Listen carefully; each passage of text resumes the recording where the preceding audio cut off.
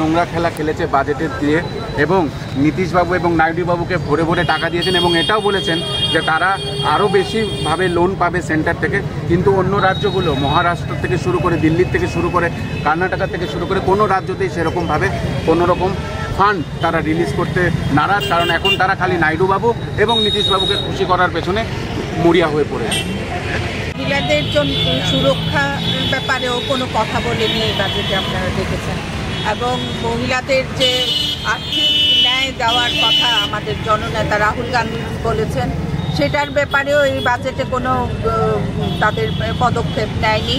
এবং আগামী দিনে আপনারা অবগত আছেন 29শে জুলাই আমাদের সংসদ ভবন ঘেরাও, মহিলাদের রাজনৈতিক ন্যায়ের ব্যাপারেও ওদের বাজেটে কোনো রকম স্পষ্টীকরণ নেই।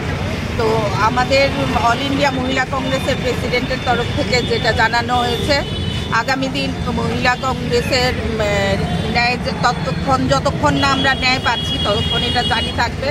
মহিলাদের সুরক্ষার ব্যাপারে, রাজনৈতিক ন্যায়ের ব্যাপারে এবং ওবিসি এসটি ওদের জনজাতিদের দিকে লক্ষ্য রেখে সমস্ত 33% যে রিজার্ভেশনের এটাও যেন ইমপ্লিমেন্ট করা হয় এই 2024-এর মধ্যেই, সেটা আমাদের ন্যায় জারি থাকবে, আন্দোলন জারি থাকবে।